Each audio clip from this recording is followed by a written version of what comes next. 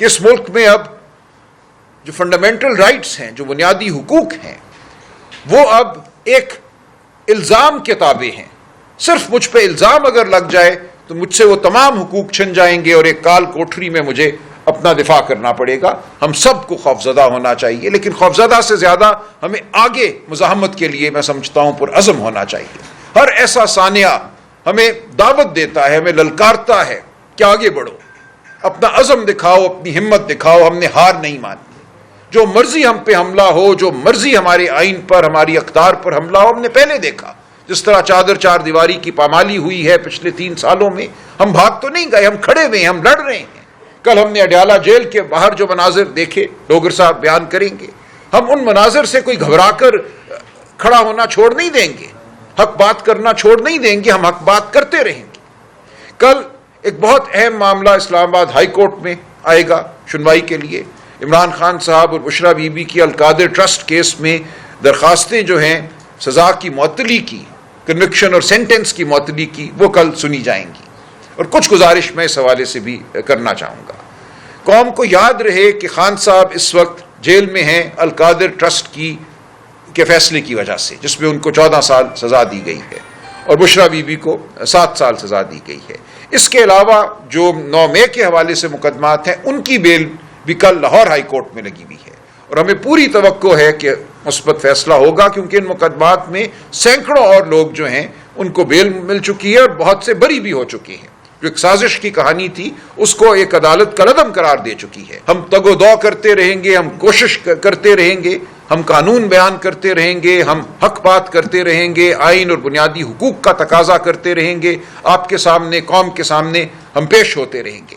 لیکن قوم کو یہ جان لینا چاہیے کہ جو جنگ ہم لڑ رہے ہیں وہ کوئی عمران خان کی جنگ نہیں ہے، وہ پی ٹی آئی کی جنگ نہیں ہے، وہ پورے پاکستان کی جنگ ہے. پاکستان میں آئین اور قانون کی جنگ ہے. پاکستان نے کیا ایک جنگل کے طور پہ آگے بڑھنا ہے، ایک قبرستان کے طور پہ اس کا وجود رہنا ہے، یا پاکستان نے ایک آئینی قانونی ریاست کے طور پہ آگے بڑھنا ہے جہاں ہم آپ سب آزاد ہوں، ہمیں بات کرنے کی آزادی ہو، ہمیں جینے کی آزادی ہو. ہم پر اگر کوئی الزام لگے تو ایک غیر جانبدار عدالت کے سامنے اپنی صفائی پیش کرنے کی آزادی ہو. کیا ہمیں ایسا پاکستان چاہیے، یا ہمیں ایک ایسا پاکستان چاہیے جو خوفزدہ ہو، جو جبر کے تابع ہو، جہاں عدالتیں خوفزدہ ہوں؟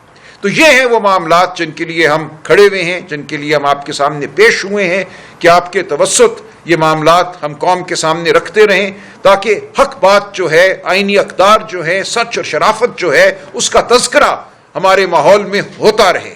اس گھٹن کے ماحول میں بھی ان باتوں کا تذکرہ کرنا بہت ضروری ہے اور ہم یہ کرتے رہیں گے. اب کسی بھی شخص کو جس کو آپ کہیں کہ یہ 9 مئی کا ماسٹر مائنڈ تھا یا 9 مئی کی سازش میں کسی طریقے سے ملوث تھا، آپ ان کو ایک ملٹری کورٹ میں اب لے کر جا سکتے ہیں اور اس ملٹری کورٹ میں وہی کچھ ہوگا جو پہلے 103 لوگوں کے ساتھ ہو چکا ہے.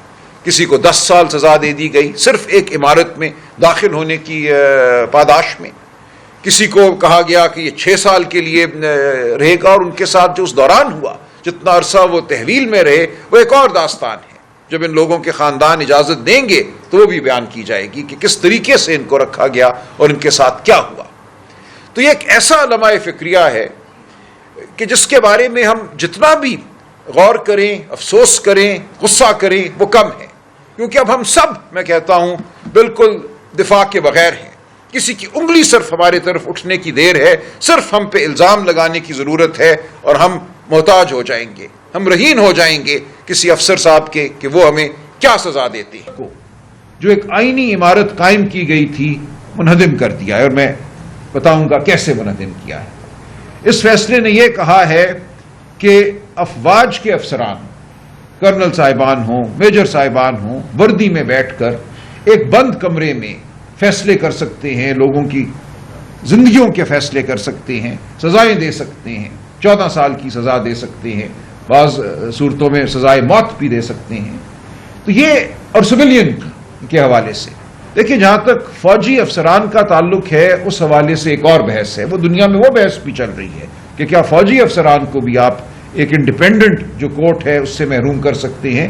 اور دنیا کے غالب کا جو غالب اب اس حوالے سے گمان ہے، فیصلہ ہے، وہ یہ ہے کہ فوج کے افسران کو بھی حق حاصل ہے کہ ان کو ایک غیر جانبدار عدالت کے سامنے پیش کیا جائے، لیکن اس کو ایک لمحے کے لیے ہم اس بات کو چھوڑ دیتے ہیں۔ جہاں تک سویلینز کا تعلق ہے، اس حوالے سے پوری دنیا میں اب اتفاق ہے کہ کسی سویلین کو آپ ملٹری کورٹ میں پیش نہیں کر سکتے۔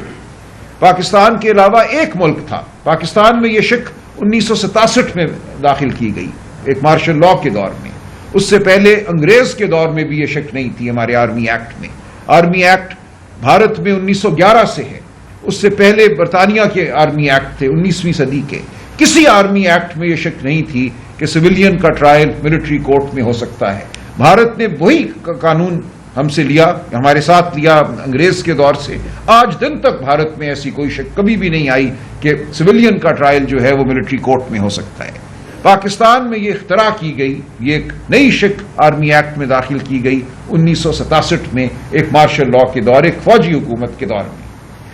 پاکستان میں اس شک کے داخل ہونے کے کچھ عرصے کے بعد یوگینڈا میں جب ایدی امین صاحب کی حکومت آئی، انہوں نے ہم سے مستعار لے کر ایسی شک وہاں کا جو آئین ہے یا وہاں کا جو قانون تھا ملٹری ایکٹ، اس میں داخل کی۔ یوگینڈا کے حوالے سے جب یہ مقدمہ 7 ممبر بینچ کے سامنے چل رہا تھا، 1 فروری کو ایک فیصلہ آیا ان کے فل سپریم کورٹ کا، جس نے کہا کہ فوجی دور کی یہ شکیں اب کسی صورت 21ویں صدی میں کسی آئینی نظام کا حصہ نہیں ہو سکتی، اور اس شک کو کالعدم قرار دیا گیا۔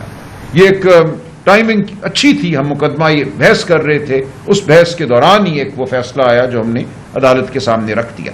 لہٰذا پاکستان، اب میں عرض کروں پورے وثوق سے، دنیا میں تنہا وہ ملک ہے جہاں کوئی آئین ہے جس میں بنیادی حقوق دیے گئے ہیں، جہاں سویلین کی ٹرائل ملٹری کورٹ میں ہو سکتی ہے۔ اس شک کو 5 ممبر بینچ نے اکتوبر 2023 میں غیر آئینی قرار دیا تھا۔ 5 ممبر بینچ نے مقدمہ سنا، 4 نے اس کو مکمل طور پہ غیر آئینی قرار دیا۔ 5ویں جج صاحب نے یا آفریدی صاحب نے کہا کہ یہ شک جو ہے 9 مئی کے حوالے سے قابل نفاذ نہیں ہے، قابل عمل نہیں ہے۔ لہٰذا 5 ججوں نے جو ملٹری کورٹس میں مقدمے چل رہے ہیں ان کو غیر آئینی، غیر قانونی قرار دیا اور ان ٹرائلز کو کالعدم قرار دے دیا۔ اس فیصلے کے خلاف ایک اپیل دائر کی گئی، اور یہ اپیل اس لیے دائر ہو سکی کہ اسی سال 2023 میں پہلے ایک قانون پاس کرایا گیا، حکومت پی ٹی آئی کی گرانے کے بعد ایک قانون سازی کی گئی جس میں یہ کہا گیا کہ سپریم کورٹ کے فیصلوں کے خلاف بھی سپریم کورٹ کے اندر اپیل جا سکتی ہے۔ ہماری نظر میں یہ بھی ایک غیر آئینی قانون ہے۔ آئین پاکستان میں سپریم کورٹ سپریم ہے، سپریم کورٹ کے 2 حصے نہیں ہیں کہ ایک حصے کے فیصلے کو آپ دوسرے حصے کے سامنے اپیل میں لے کر جائیں، لیکن بہرحال یہ ایک منصوبہ سازی تھی، یہ ہوئی۔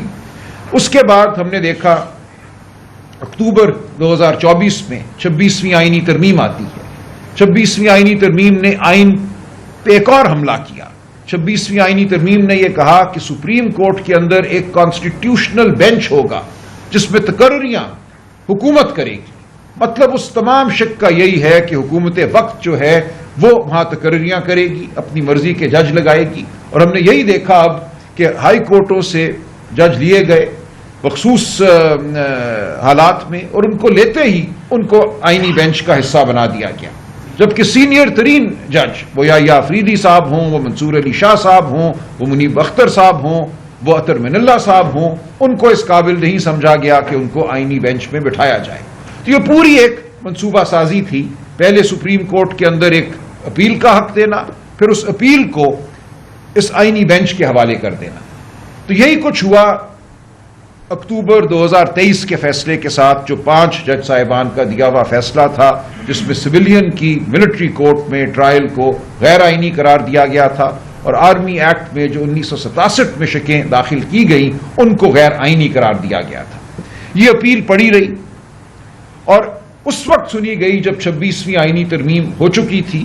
یہ ایسا سویلین نہیں ہے جس کے سر پہ کوئی سینگ ہوں گے، وہ آپ اور میں ہیں۔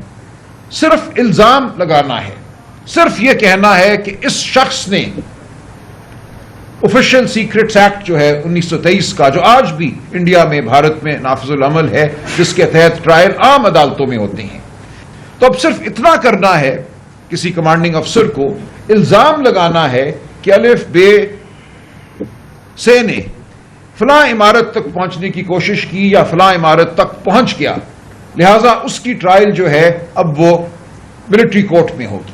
یہ بات بہت ذہن نشین کرنے کی ضرورت ہے کہ ملٹری کورٹ اب ہر اس شخص کی آماج گاہ ہے، ہر اس شخص کا انجام طے کرے گا جس پہ صرف الزام لگ جائے. الزام لگنے کی صورت میں آپ کا جو آئینی حق ہے ایک غیر جانبدار عدالت کے سامنے اپنے آپ کو بے گناہ ثابت کرنے کا، وہ ختم ہو جائے گا. اب آپ کو اپنے آپ کو ایک کرنل صاحب، ایک میجر صاحب کے سامنے بے گناہ ثابت کرنا ہے. اور اگر ان کو یہ حکم ہے اوپر سے کہ اتنے لوگوں کو آپ نے ضرور سزا دینی ہے، تو ہماری تاریخ یہ بتاتی ہے کہ اس حکم کی حکم عدولی نہیں ہوتی. تو ایک ایسی عدالت کا قائم ہو جانا جہاں صرف الزام کی بنیاد پر آپ میں کوئی بھی پیش ہو سکتا ہے، اس کی جو آزادی ہے اس کا فیصلہ ایک کرنل صاحب کریں گے. اور فیصلہ بھی انہوں نے ایسے کرنا ہے کہ کوئی فیصلہ لکھنا نہیں ہے، صرف گلٹی ناٹ گلٹی کہنا ہے.